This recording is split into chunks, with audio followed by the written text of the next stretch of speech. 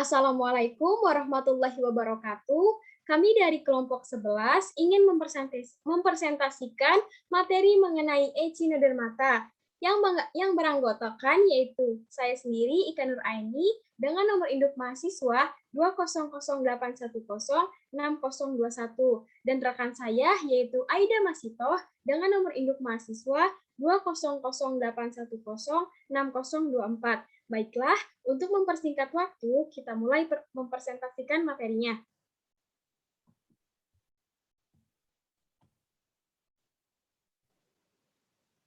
Subbab pertama yaitu apa sih Echinodermata itu? Echinodermata merupakan sebuah filum hewan laut yang mencakup bintang laut, teripang, dan beberapa kerabatnya.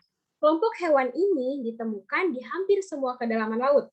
Sebagian besar spesies mampu bergerak merangkak dan sangat lambat. Echinodermata berasal dari bahasa Yunani, yaitu dari kata echinos yang berarti duri dan derma yang berarti kulit, sehingga dapat disimpulkan Echinodermata merupakan hewan yang berkulit duri. Hewan Echinodermata mempunyai bentuk bilateral simetris ketika larva dan radial simetris ketika dewasa. Mereka memiliki zat kapur di endoskeletonnya dan mempunyai sistem vaskular, juga kemampuan untuk beregenerasi pada bagian tubuh yang hilang atau rusak.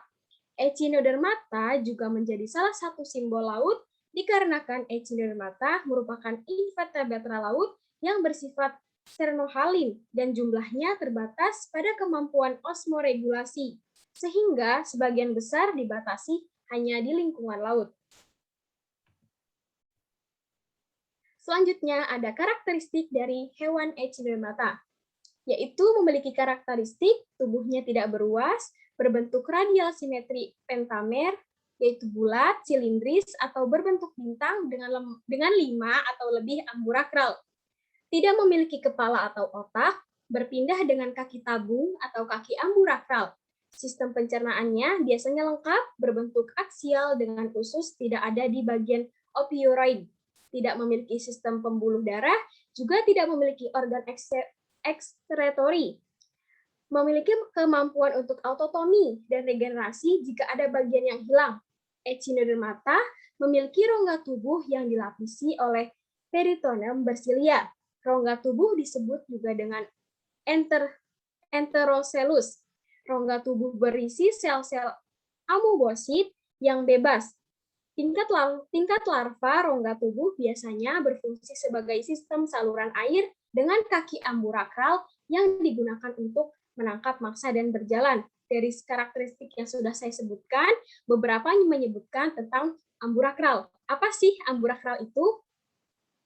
Nah, sistem amburakral bisa kita lihat dari video berikut ini.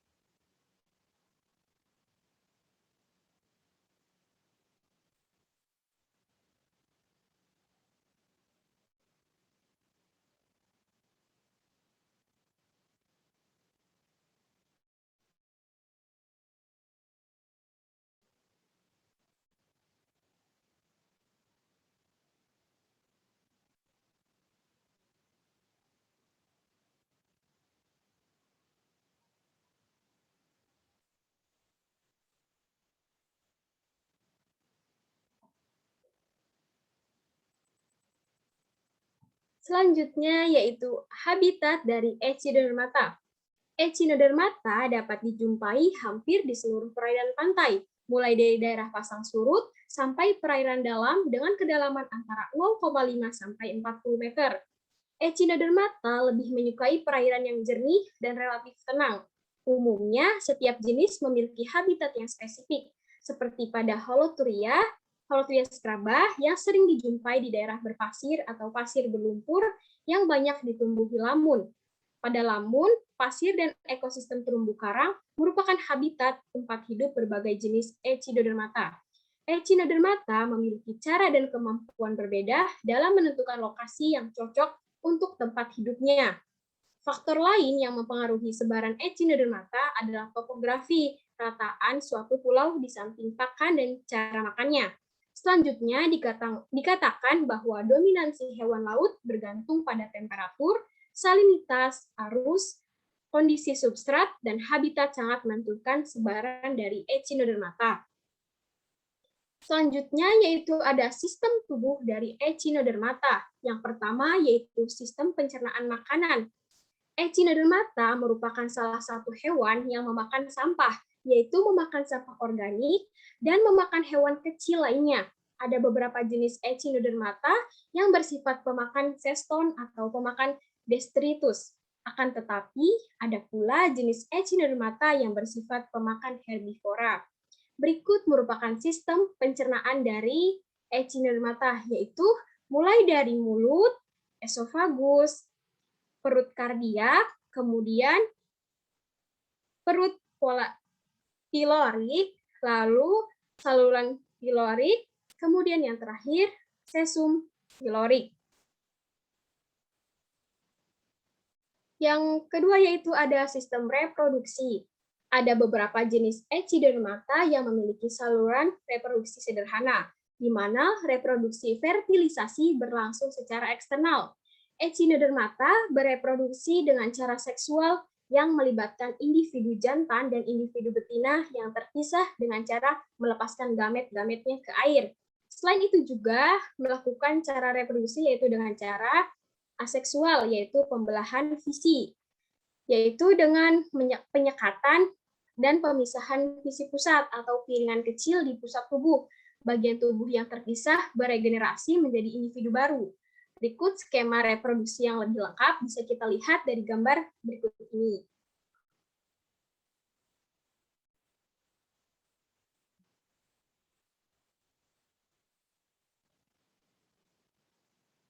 Yang ketiga yaitu ada sistem syaraf. Echinodermata memiliki sistem syaraf yang terdiri dari cincin syaraf yang melingkari bagian oral dan juga bercabang-cabang ke arah radial. Berikut merupakan sistem syaraf dari Echinodermata. Selanjutnya yaitu ada sistem respirasi dari filum Echinodermata. Echinodermata berrespirasi atau bernafas dengan cara menggunakan insan kulit kecil. Sebagian jenis Echinodermata bernafas dengan menggunakan kaki amburakral atau kaki tabung yang dimilikinya. Tetapi pada Holotrudea bernafas menggunakan batang-batang seperti pohon yang berbentuk kloaka, sedangkan pada kelas Ophiurodea berbentuk brusea. Berikut merupakan skema dari sistem respirasi filum Echinodermata. Selanjutnya yaitu ada klasifikasi dari filum Echinodermata. Filum Echinodermata memiliki 5 kelas, yaitu yang pertama dari Holotrudea atau kelompok teripang, yang kedua dari Asteroidea atau kelompok bintang laut, yang ketiga dari kelompok Ophiurodea atau bintang mengular, dan yang keempat yaitu ada Echinoidea atau kelompok dari bulu babi, dan yang terakhir atau yang kelima yaitu Crinoidea atau lili laut. Yang pertama yaitu dari kelas Holotrudea atau teripang.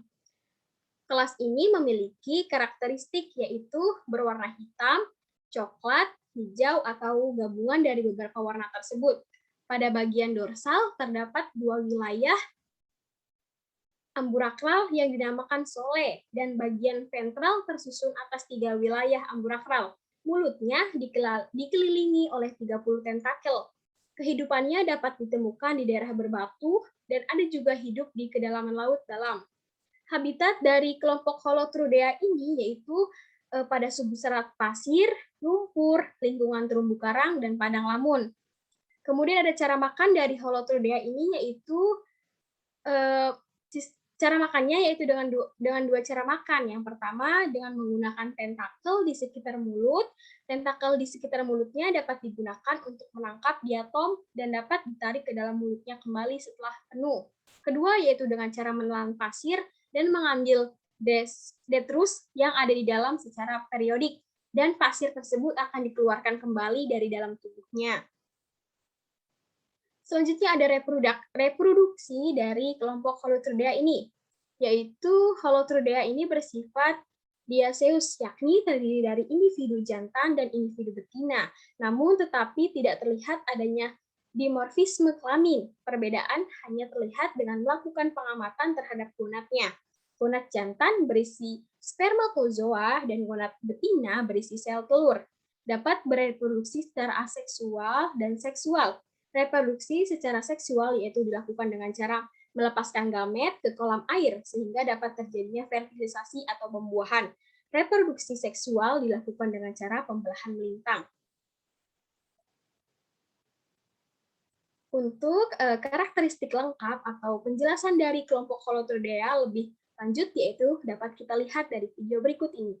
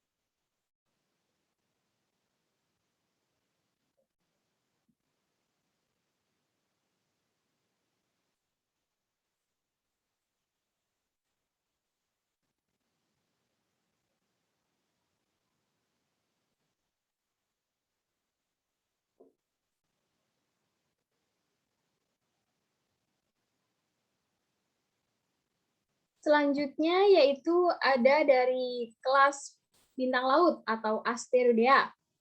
Kelompok ini memiliki karakteristik yaitu memiliki bentuk seperti bintang, bergerak bebas, serta memiliki lengan yang berfungsi untuk melindungi sentral disk atau cakram.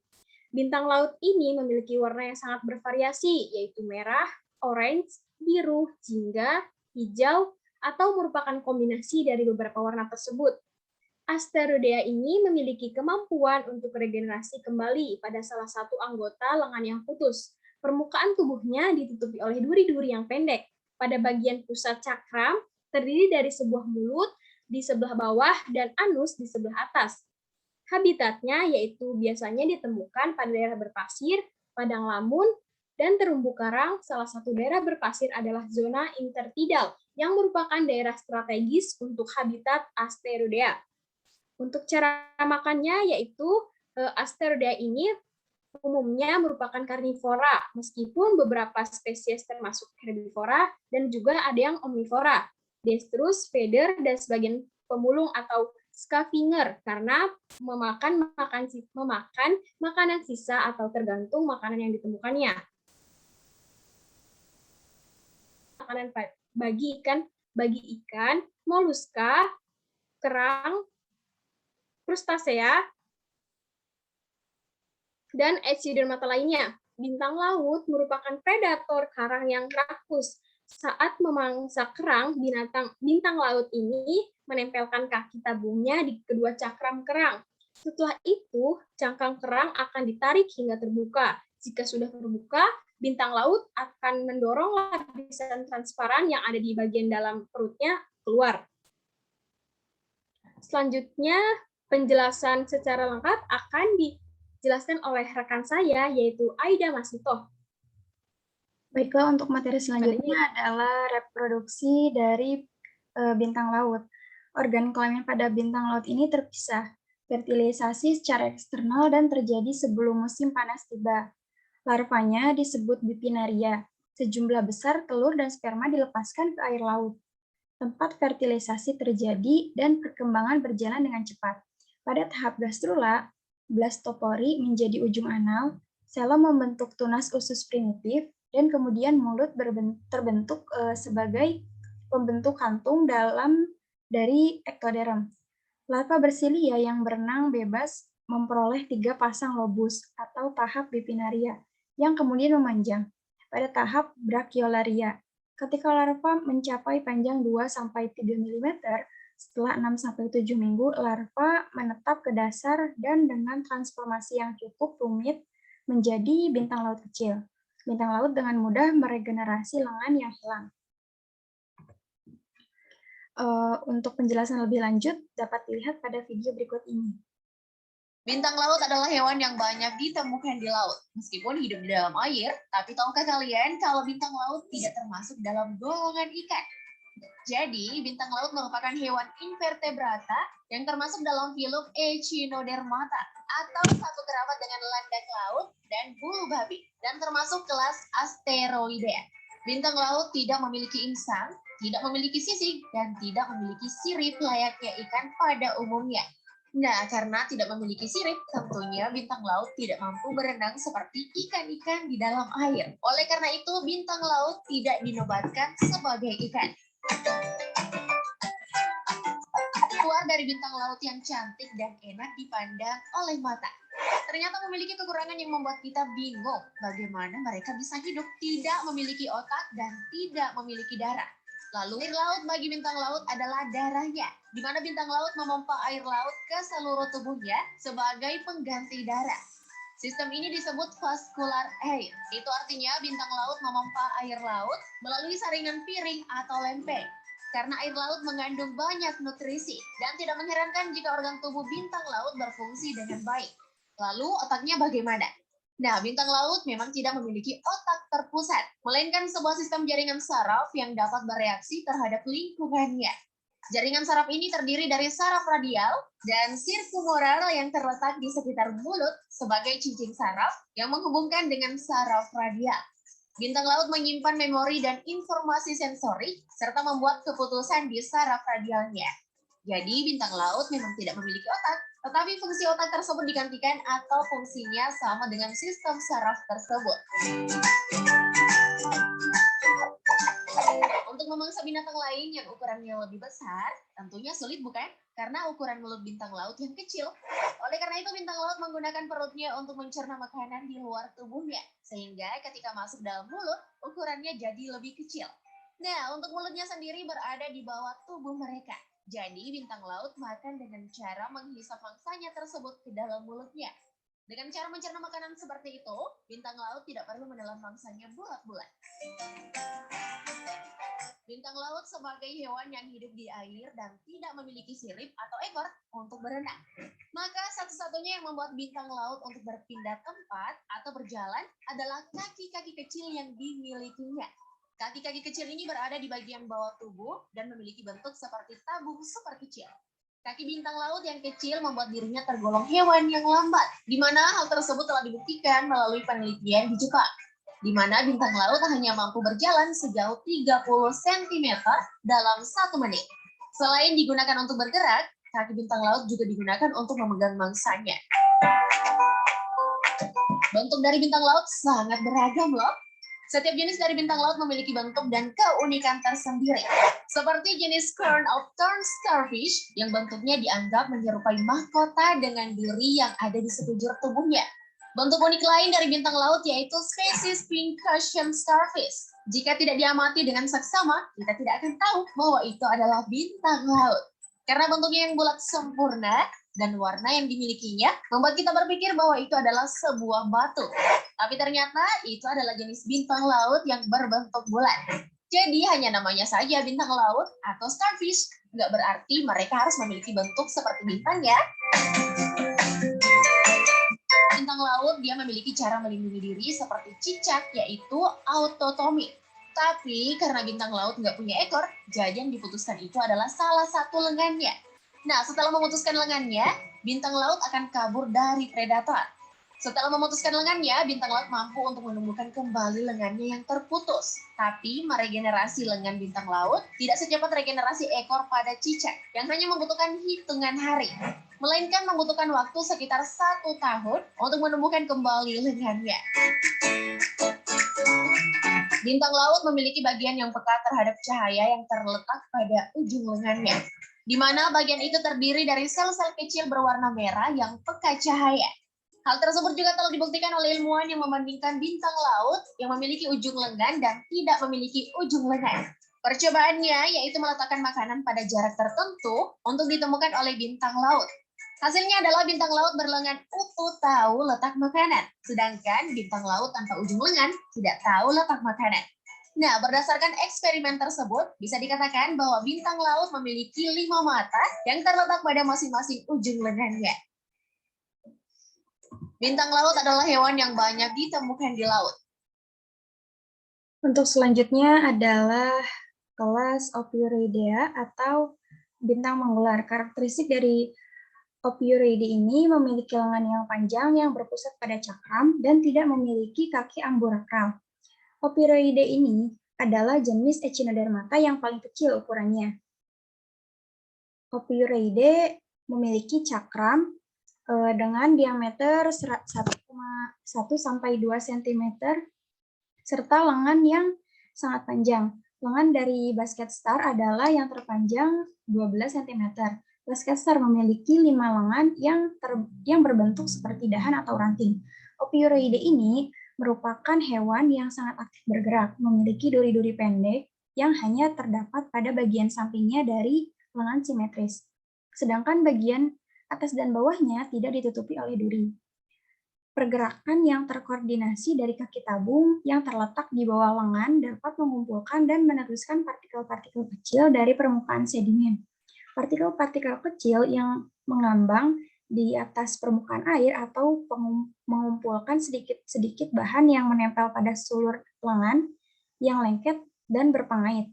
Kakinya mampu merasakan konsentrasi bahan kimia yang amat tipis seperti asam amino dan vitamin, memungkinkan individu yang menemukan respon makanan bahkan dari jarak jauh.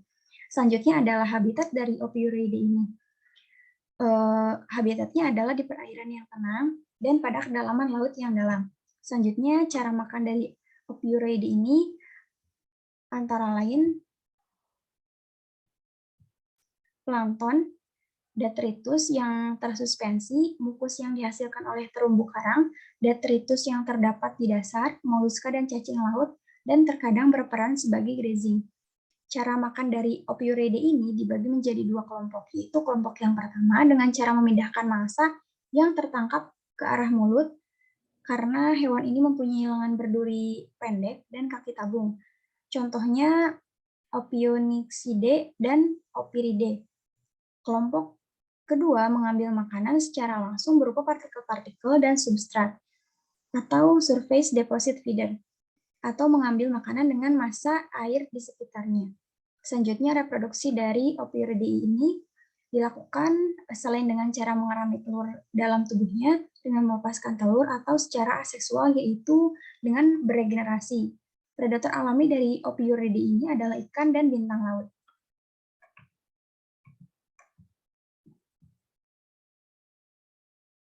Selanjutnya adalah penjelasan lebih lengkap mengenai Ophiuroidea. Kelas Ophiuroidea memiliki bentuk tubuh 5 lengan yang panjang seperti ular. Kaki ambulakralnya disebut dengan tentakel. Kelas Ophiuroidea memiliki bentuk tubuh seperti bintang dengan 5 lengan yang panjang seperti ular. Kaki ambulakralnya disebut dengan tentakel. Tentakel dilengkapi dengan ampula atau alat hisap dan alat-alat sensoris. Alat-alat tersebut berguna untuk memasukkan makanan ke dalam mulut. Hewan kelas ini tidak memiliki anus. Habitat hewan kelas ini adalah di laut dangkal dan di laut dalam.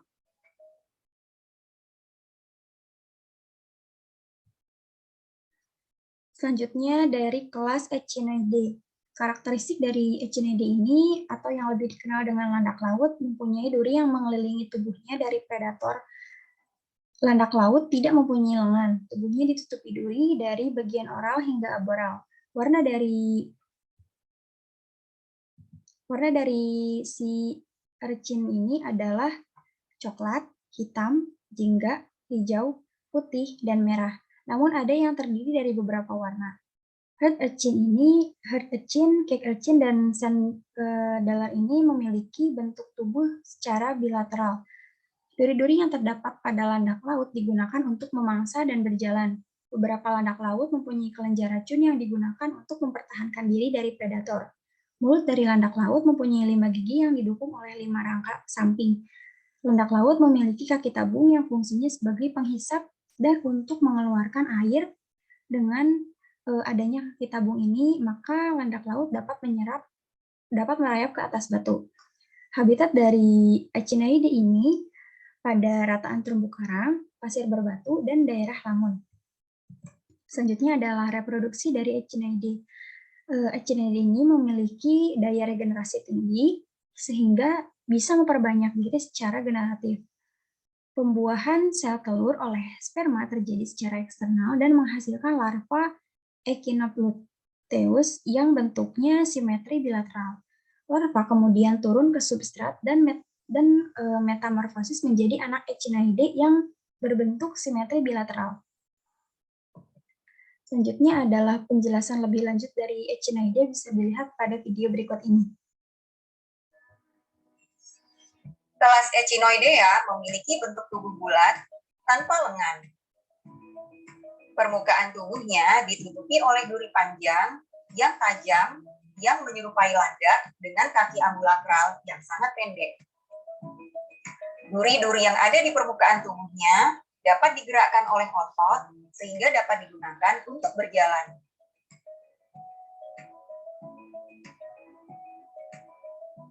Hewan kelas ini memiliki mulut yang terletak pada bagian oral dan anus yang terletak pada bagian aboral. Hewan kelas ini memiliki habitat di pantai, di atas batu karang, di dasar laut, di dalam lumpur, atau di muara sungai.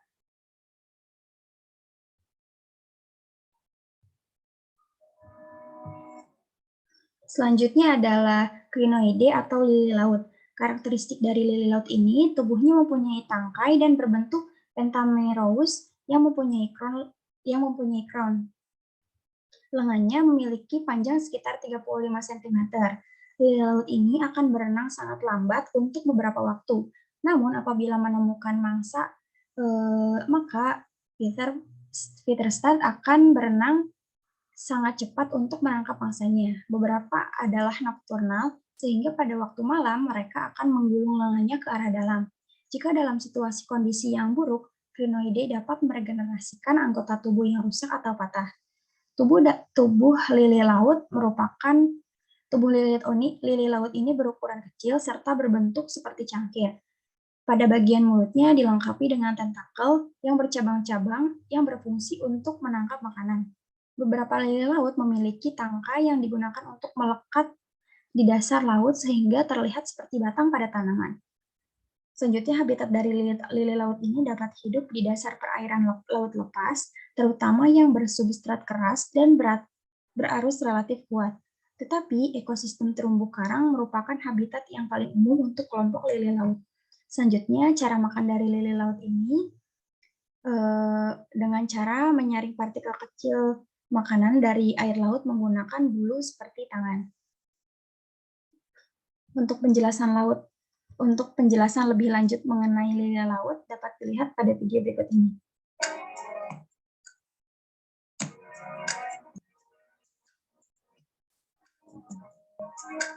Ciri fisik dari hewan ini yaitu makroskopis, tidak berkepala, tidak berduri,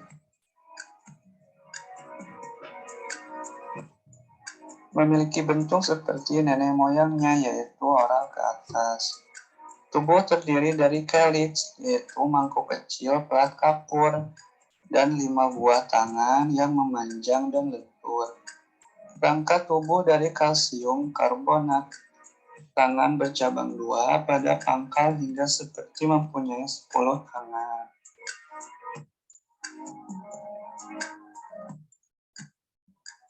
Pada tangan terdapat barisan cabang-cabang kecil untuk menangkap makanan, yaitu pinula. Ada tangkai panjang yang berguna untuk menempelkan crinoidea ini pada bebatuan.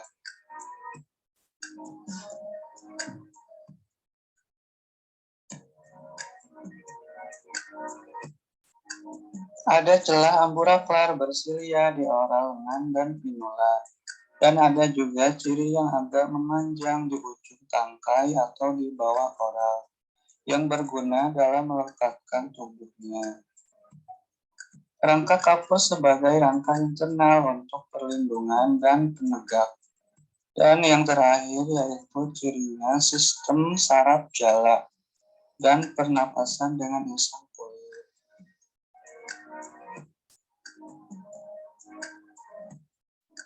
Crinoidea bergerak dengan cara air masuk ke pori, saluran batu, saluran cincin yang dikelilingi otot melingkar. Masuknya air akan menyebabkan kontraksi otot untuk menggerakkan kakinya. Crinoidea makan dengan menyaring partikel-partikel kecil, yaitu makanan dari air laut dengan menggunakan bulu seperti tangan. Bagian ini memiliki lendir yang lengket yang akan menangkap makanan yang melewatinya.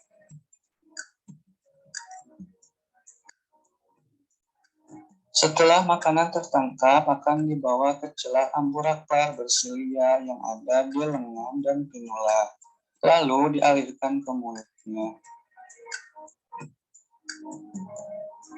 Secara umum, crinoidea yang hidup di daerah dengan populasi plankton sedikit akan memiliki cabang lengan yang lebih panjang dan banyak dibanding yang hidup di daerah dengan populasi plankton banyak.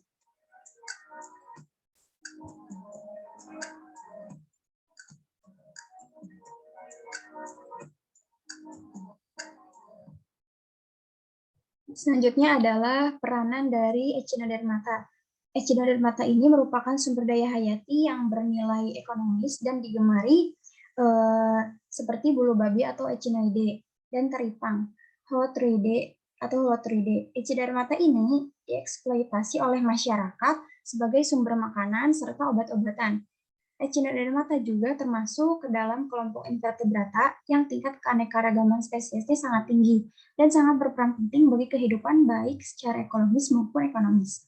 Hal ini karena Echinodermata bersifat pemakan zeston yang perannya dalam suatu ekosistem sangat penting, yaitu untuk merombak sisa-sisa bahan organik yang sudah tidak digunakan lagi oleh spesies lain, tetapi masih bisa dimanfaatkan oleh beragam jenis Echinodermata lainnya. Mungkin sekian yang dapat kelompok kami sampaikan, kurang lebihnya mohon dimaafkan. Wassalamualaikum warahmatullahi wabarakatuh.